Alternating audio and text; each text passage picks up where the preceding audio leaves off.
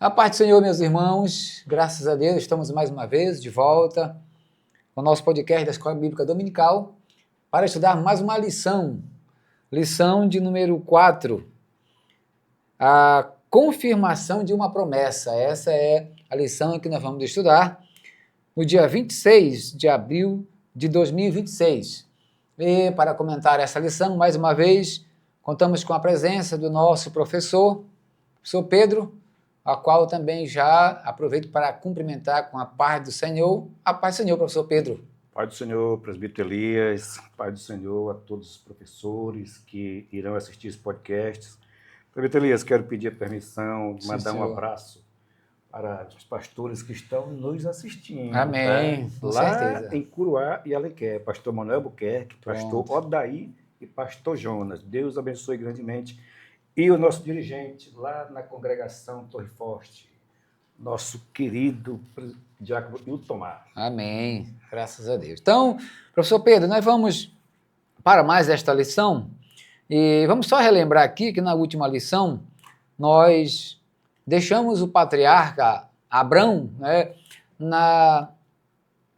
até um certo ponto em um pequeno conflito, né, um pequeno deslize que o nosso patriarca teve, né, era um homem de fé, um homem temente a Deus, mas como todos nós, como todo ser humano, comete falhas, né? Então Abrão cometeu uma falha, um projeto da sua esposa, e acabou que ela entregou a sua serva, né, para ele, para procriar, né, para ter um filho, entendendo que assim seria o filho da promessa, e aí nós estudamos lá que isso acabou trazendo alguns transtornos para esta família do patriarca, né? Então, sim, nós deixamos o patriarca Abrão nessa situação.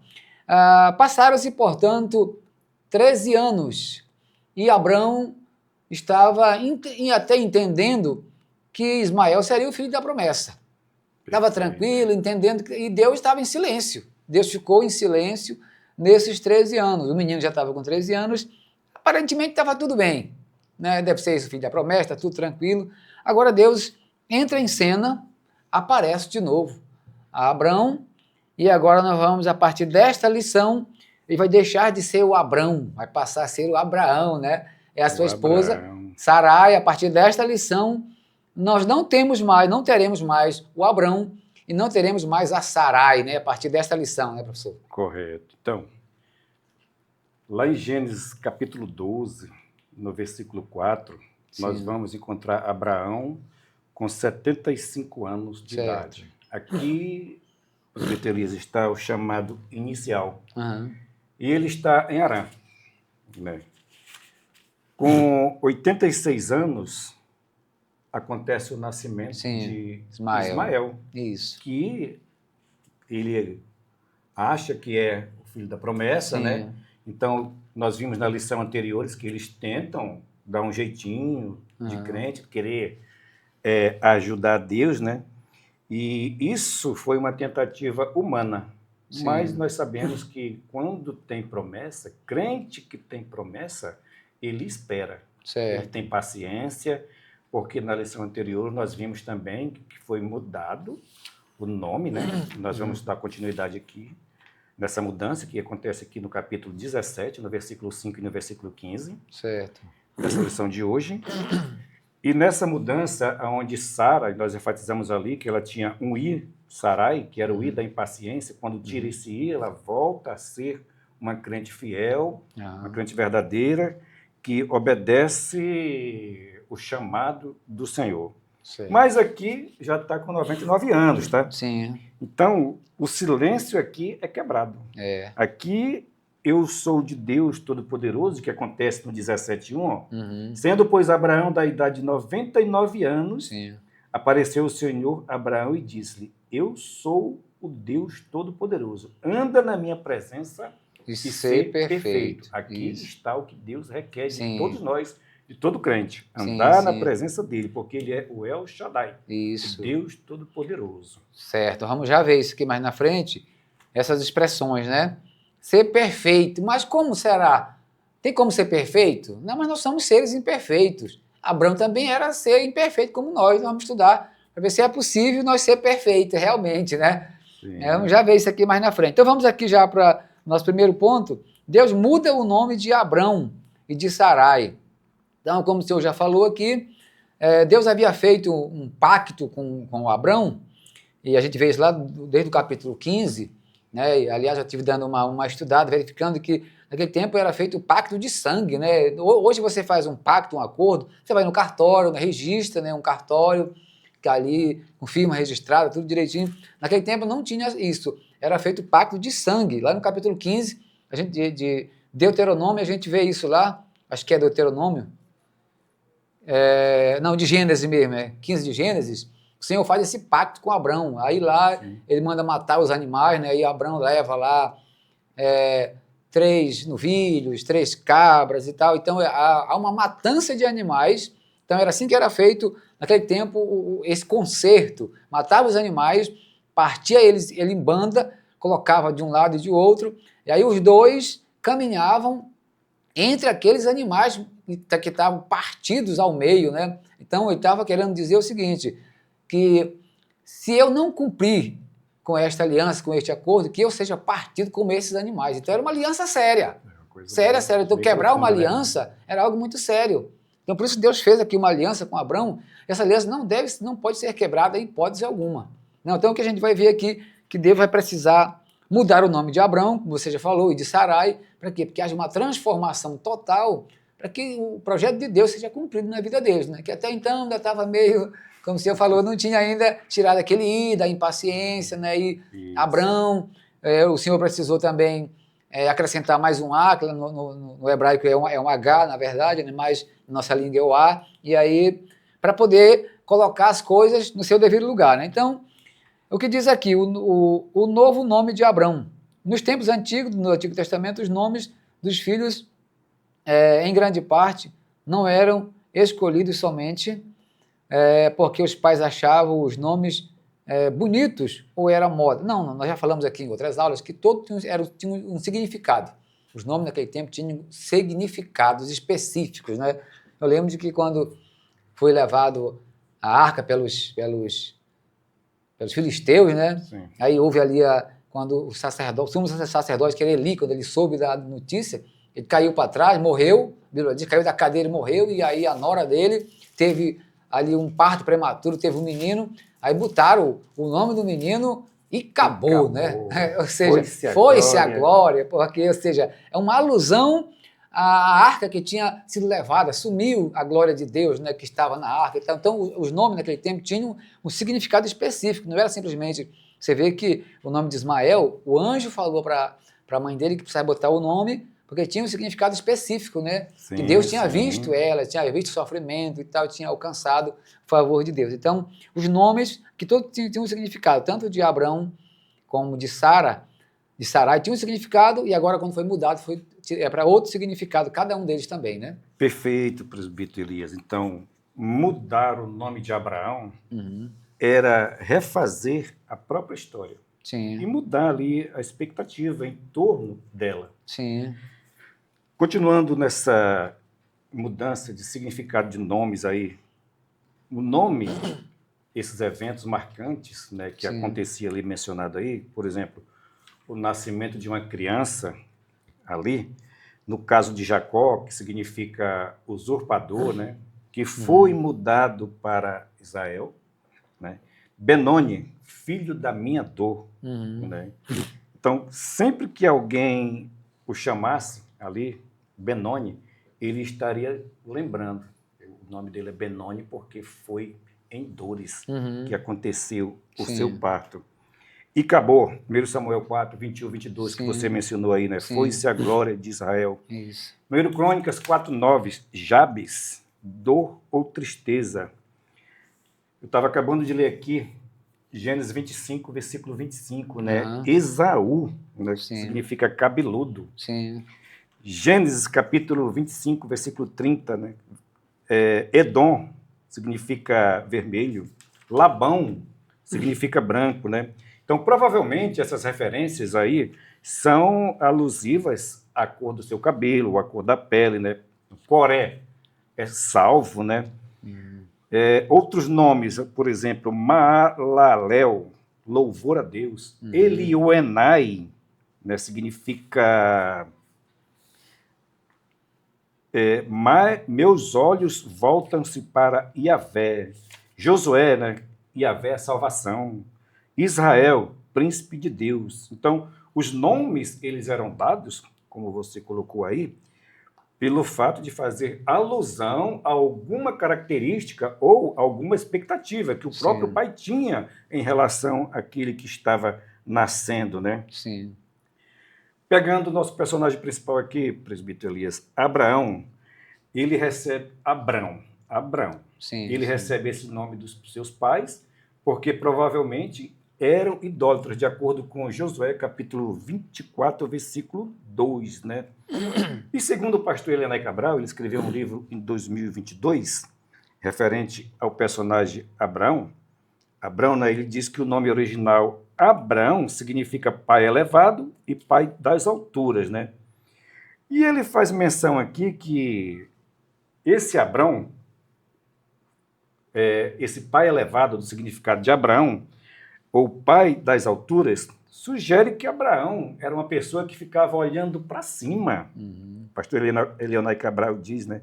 Para as estrelas, na tentativa de adivinhar o futuro. Por isso, Abrão faz alusão a pai elevado, o pai das alturas, né? Certo. Então, o nome ele tem algum vínculo com o seu significado. Certo. Pois é, então, Deus aqui muda o nome dos dois, para a gente terminar esse ponto.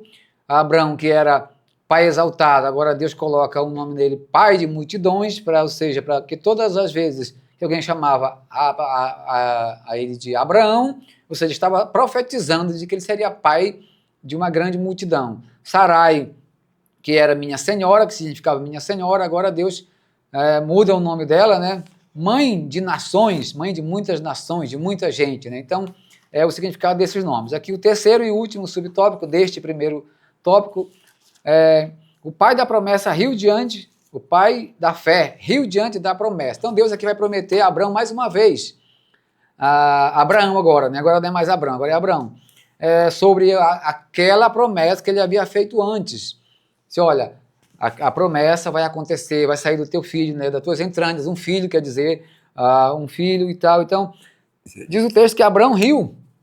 E aí o irmão coloca aqui, explicando que Abraão, ele não riu duvidando da promessa de Deus. Não. Perfeito. É porque, assim, é interessante, ele achou assim interessante, já pensou ele com 99 anos, ser pai, né? Ele achou assim, que era bem complexo, ele ficou assim, achou interessante aquilo, né? Para ele era interessante. Então ele riu, não por falta de fé, porque fé ele tinha bastante, mas ele riu realmente por causa da situação, né?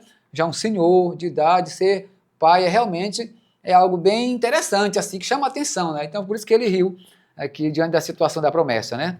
Perfeito, presbítero Elias. Só relembrando, ainda com relação ao primeiro subtópico, né? Nós também, de acordo com Apocalipse 2,17, teremos um novo nome. Certo. Tá? Então, a reação de Abraão aqui, né? Há comentários e comentários, mas essa reação aqui, ele ri diante da confirmação da promessa. Eu creio que nós também teríamos esse ponto de exclamação diante de certos fatos, certas circunstâncias. Certo. Será que isso realmente está acontecendo comigo? Sim. As circunstâncias não são favoráveis. Eu tenho 99 anos. Sim, a minha mulher é estéril. Sim. Nós já estamos idosos. Então, ele riu de alegria. Sim.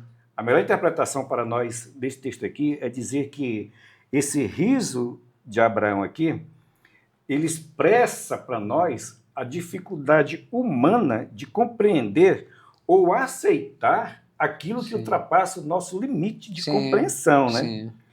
Então, aqui no Gênesis 17, versículo 17, então caiu Abraão sobre o seu rosto e riu-se e disse no seu coração, a um homem de 100 anos há de nascer um filho? Sim, sim. E aí nós voltamos lá para Lucas, capítulo 1, versículo 37, né? Para Deus nada é impossível. Né, pois ele achou interessante, então, né, essa promessa, chamou a atenção dele, realmente, imagina, ele ficou pensando, uma pessoa de 99 anos, né, gerar um filho, é realmente algo interessante. Mas como nós chegamos a essa conclusão, meu querido presbítero, que não foi assim uma risada sarcástica, porque Deus não condenou Abraão. Pelo contrário, Deus renovou a sua promessa aqui, Deus confirmou e demonstrou a ele que a nossa limitação humana, ela não chega nem ao nível mínimo do que Deus tem preparado para nós. Então, diante das circunstâncias contrárias, nós rimos, sim, de alegria, daquilo que Deus faz conosco. Verdade. Então, Deus se agradou da atitude dele, mesmo que ele sorrindo, mas ele entendeu que não era de sarcasmo, né? Era de alegria, de felicidade. De alegria. Né? Então, vamos aqui para o segundo tópico.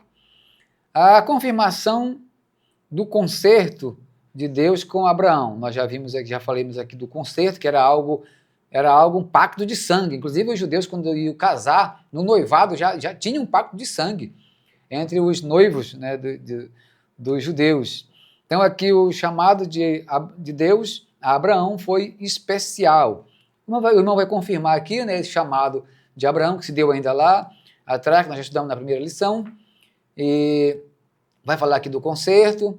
E vamos já direto aqui para o segundo subtópico, que diz qual o objetivo do concerto com os patriarcas, né? Qual o objetivo desse concerto que foi feito, esse pacto de sangue lá que Deus fez com Abraão? Vamos aqui direto, diz assim, o propósito único e supremo era trazer salvação, não apenas a uma nação, Israel, mas a toda a raça humana. Então veja que todo esse concerto que Deus fez com Abraão, este pacto, e isso é um pacto inquebrável, tinha um propósito específico. Deus já havia falado disso lá em Gênesis 3:15, que da semente da mulher. Então é interessante isso, que Deus vem confirmando esta promessa com o nascimento dessas pessoas. Por exemplo, Isaac vai nascer aqui de Sara, que era uma mulher. Depois vem Rebeca também, né, que dará à luz também a Jacó, a Esaú. Aí vem as mulheres de Jacó. Então, era a semente da mulher que vinha nascendo até que nasceu o Salvador, também de uma mulher, Maria, né? Então,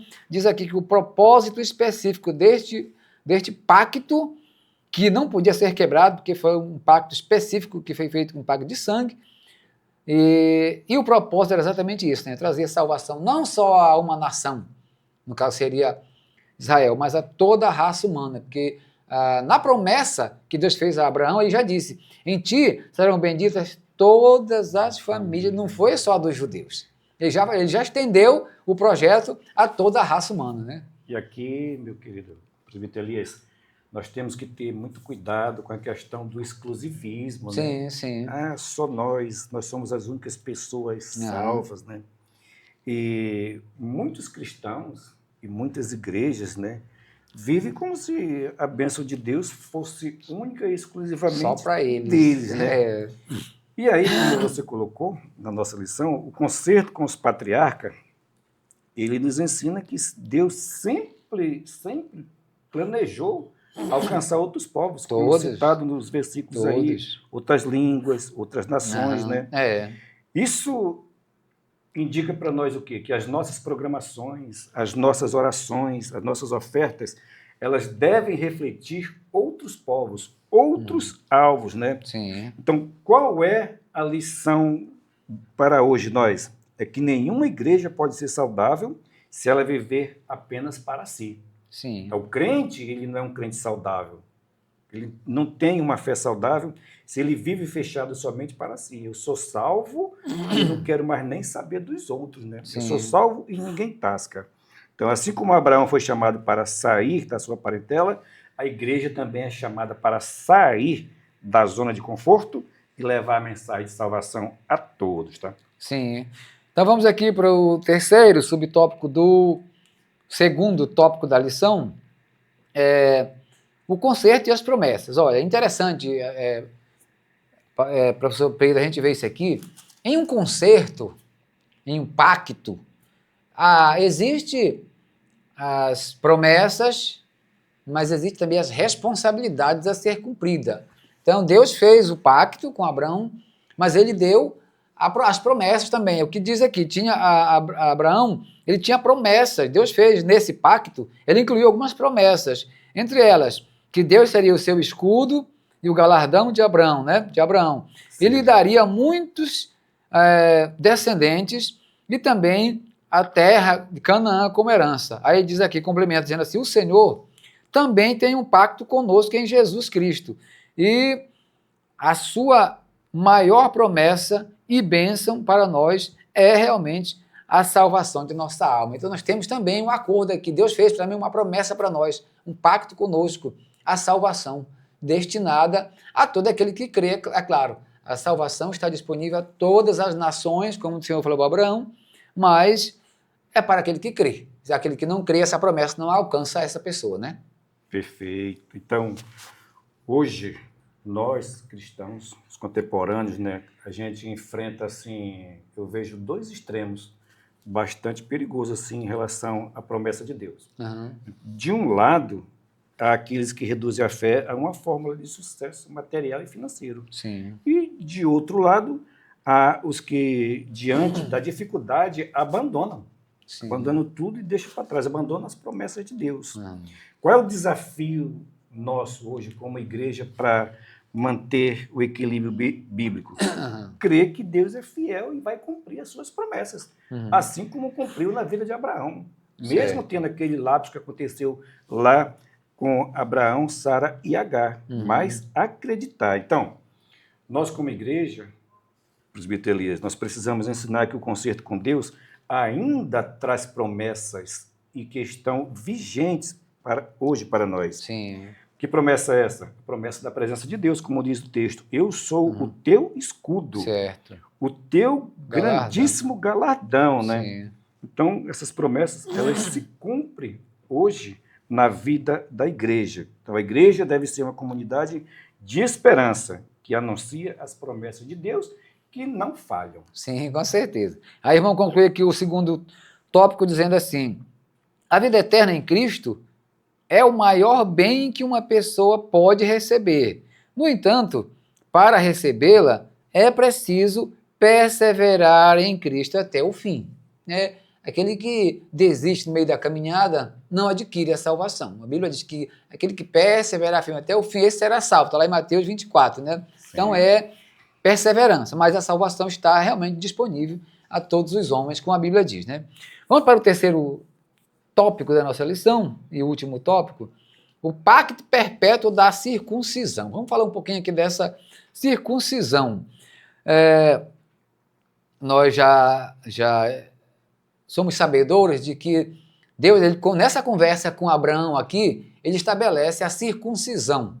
Ele pede que Abraão fosse circuncidado, inclusive, né? Abraão com 99 anos ele foi circuncidado, o seu filho aqui, Ismael, com 13 anos, foi circuncidado, porque Deus pediu que a partir desse momento houvesse uma aliança perpétua, a Bíblia diz, né? E que todo judeu deveria ser circuncidado. Inclusive, ainda hoje é circuncido. Claro que hoje tem o suporte da medicina, né? Anestesia e tal, tudo direitinho. Mas naquele tempo não tinha assim, né? Era algo grosseiro. Mas Abraão, mesmo assim, circuncidou, né? Claro que a partir daí, claro que eles foram se organizando melhor, né? Foram preparando pessoas para fazer esse trabalho, né? E realmente foi o que aconteceu. Então, esse trabalho da circuncisão, ele perdura até hoje. Mas aí, Deus vai tratar aqui de uma circuncisão diferente, né? Nesse tópico aqui, né?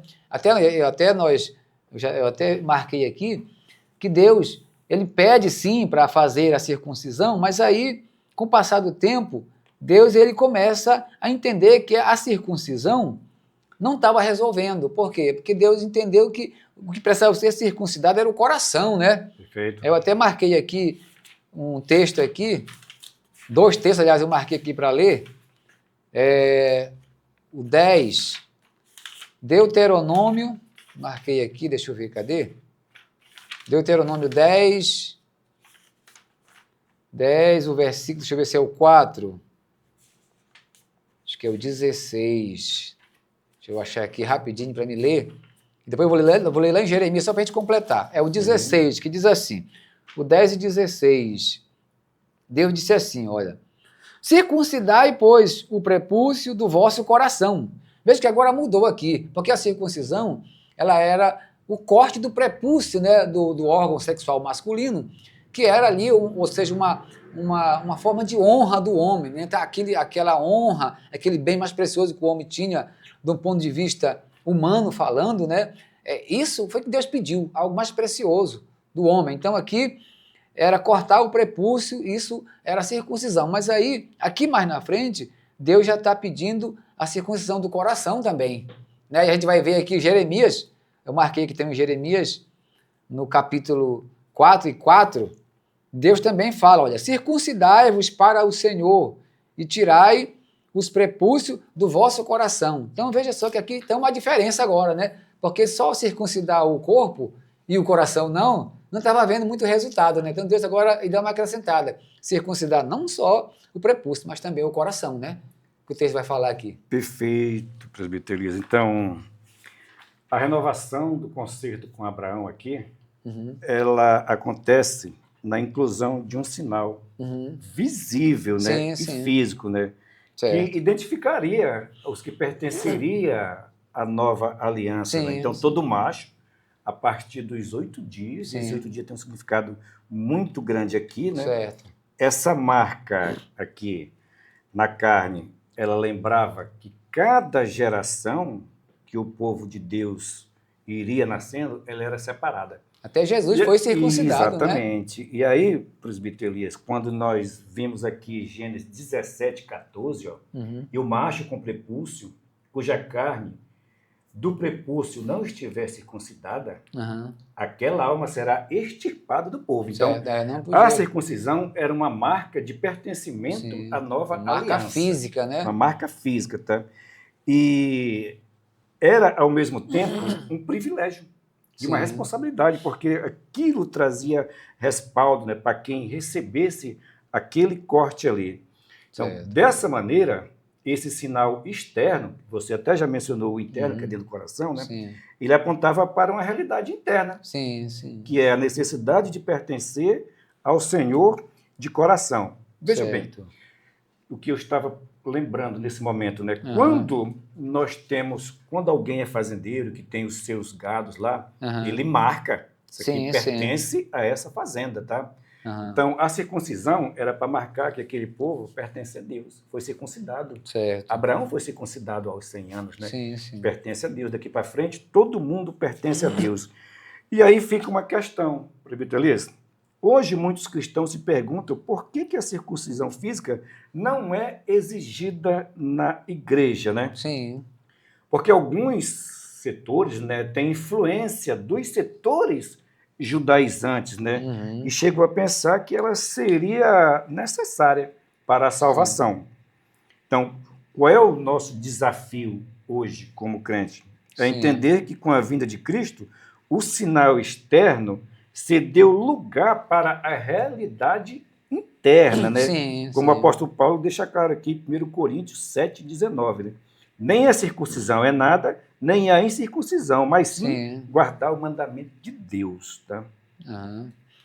Então, veja só, a circuncisão era uma forma de renunciar ao eu, era uma forma de dedicar-se exclusivamente a Deus, ou seja, uma separação para Deus, né? Como você marcou agora, a partir de agora você separa para cá, você agora pertence a Deus, era separado para Deus, essas pessoas eram marcadas, como o senhor falou, como o fazendeiro marca o seu gado, né? Tá, marcou, vai passando para cá, esse aqui é meu, tá marcado, né? Então Deus marcava assim, né? Você falou daí, rapaz, veio num momento aqui, no relance, né? Porque essa questão do marcar, né? Então, quando marca lá, esse exemplo que nós estamos, né? Quando marca lá o animal lá, ele fica separado, que você colocou separou, aí. Então, qual é a nossa nomenclatura lá em Atos? Nós somos chamados de crentes. E crente é uma palavra, ela advém da palavra grega chamada pistói. E pistói significa ser diferente ou marcado. Então, o crente que foi separado, o crente, ele é identificado como pertencente a Deus. Então, a circuncisão lá tinha esse significado. Olha, você pertence a Deus, tá? E aqui, a circuncisão do coração é ser crente, é dar testemunho e é amar o próximo. Então aqui, por isso que ele coloca aqui, olha, não podemos nos esquecer de que a circuncisão física era inútil para aqueles cujo coração permanecia incircunciso. Porque, veja só, circuncida fisicamente, mas o coração, como Isaías falou, né? Mas o seu coração está longe de mim. Então o coração estava longe. Aí o Senhor disse assim, não, vamos fazer o seguinte, vamos circuncidar agora o coração. É o que ele vai dizer assim, mas como é realizado a circuncisão do coração? Uma pergunta, né? Por quê? Porque precisa haver uma mudança, uma transformação, uma separação. Quando se circuncidava, separava. Então essa pessoa deve ser separada para Deus. Não era o que estava acontecendo agora. Circuncidava simplesmente como um ritual, mas as pessoas continuavam da mesma forma, no mundo, né? Não se dedicava a Deus, não adorava a Deus, como Isaías escreveu. Em vão me adora, Jesus falou também isso, né? O seu coração está longe de mim, ensinando doutrinas que são preceitos dos homens, né? Prefeito Elias, você falando aí, veio também novamente versículo aqui, Efésios, Paulo aos Efésios 1,13, né?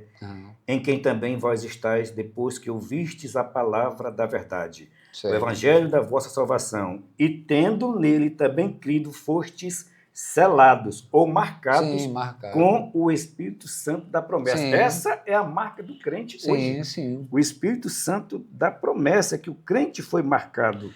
Sim, com certeza. Hoje, né? Então, mesmo os sinais externos que nós temos hoje, como batismo, como ceia, como vestimentas, né?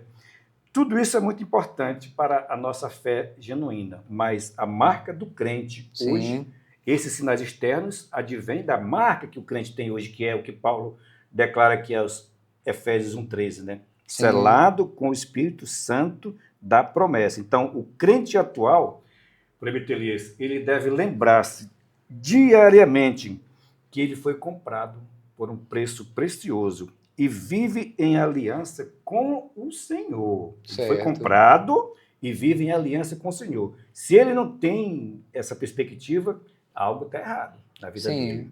É o que o irmão conclui aqui dizendo assim, olha, mas como será realizada a circuncisão do coração? Ele responde, ela é realizada quando a pessoa ama o Senhor por completo e entrega-se a Ele também por completo.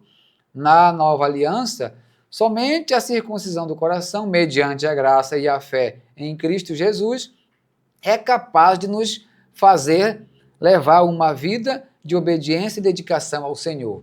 Ou seja, é uma circuncisão interna, como o senhor já falou aí, dentro, quando você decide de coração servir ao Senhor, dedicar-se a Ele, aí sim, você é selado com o Espírito Santo, o Espírito Santo passa a morar dentro de você, você é a habitação do Espírito Santo, agora você pertence, ou seja, você está separado exclusivamente para Deus. Isso é circuncisão interna ou espiritual, né? Ou do coração.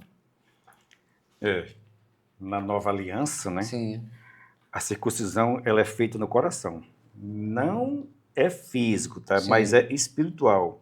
Ela realiza-se, ela é realizada no interior da pessoa, né? Por meio do novo nascimento, de acordo com Paulo aos Romanos 2, 25 até o 29. Tá? Na nova aliança, o mais importante não é o exterior, não é o externo, né? Mas é a mudança promovida por Deus dentro do coração do ser humano. Tá? É isso que agrada a Deus, né? Até os sacrifícios, né? Lá em Isaías capítulo 1, Deus se fartou de tudo isso. Não, chega desses rituais. Chega dos sacrifícios, dos sábados, né? Chega, eu não quero mais nada disso. Por quê? Porque o coração não estava circuncidado. Então Deus estava interessado mesmo na circuncisão do coração, né? E quando era que acontecia isso? Gênesis 17, 12. O filho de 8 dias, pois será circuncidado. Lucas, no capítulo 1, vai mencionar João Batista sendo circuncidado ao 8º dia e Jesus Cristo também sendo circuncidado ao 8º dia. Não dá para entrar no mérito da questão desse aspecto, mas o 8º dia, que é uma renovação, terminou os 7 dias, começa o 8º dia. É uma renovação de esperança, de aliança, de novo aspecto de vida. O organismo da criança, o organismo do ser humano, ele está totalmente completo no aspecto sanguíneo dele para que haja esse processo. Mas você colocou no início aí que hoje tem a anestesia, tem tudo que é feito em Israel, né? Esse mesmo processo, só que com anestesia. Mas naquele tempo, porque Deus colocou o 8º dia? Porque o organismo está apropriado para receber essa cirurgia. Então diz aqui a conclusão. Vimos nesta lição o pacto que Deus estabeleceu com Abraão e seus descendentes. Toda a humanidade seria abençoada por intermédio de Abraão. E do pacto perfeito de Cristo no Novo Testamento. A história de Abraão revela o amor e a misericórdia de Deus para com todos aqueles que têm fé. Sem fé, não podemos agradar a Deus e ver as suas promessas sendo cumpridas. Fé, o Abraão é o nosso pai sem na fé. Fé, né? Então, Deus conhece todos nós, a nossa verdadeira identidade. Sim. Se nós não tivermos, ele muda. Sim. Como mudou de Sarai para Sara e como mudou de Abrão, para Abraão, pai exaltado, Sim. pai que olhava para as estrelas, para Abraão, pai de multidões. Né? Então, Deus dá à sua posteridade uma herança até através da mudança de nome. Certo. Só mencionando Apocalipse, novamente, 2,17. Nós também teremos um novo nome, tá? A promessa de Deus, meus queridos, ela supera qualquer limite humano, tá? E vemos aqui no caso de Abraão, que mesmo pessoas de fé enfrentam momentos de dificuldade. Sim, com na certeza. sua vida. Então, a promessa de Deus é a salvação em Cristo Jesus, tá? A promessa de Deus na vida de todo crente é a salvação em Cristo Jesus. Que o Eterno te abençoe e que a palavra de Cristo habite ricamente no teu coração. No nome do Senhor Jesus, nós agradecemos. Muito bem, então, boa aula para você, que Deus abençoe a sua aula, seus alunos, aquele aluno que não está frequentando, passe um zap para ele, vá atrás, busque, né, traga os seus alunos e vamos ter uma escola dominical abençoada, porque Deus com certeza vai nos falar muito através dessa lição. Deus abençoe na paz do Senhor Jesus.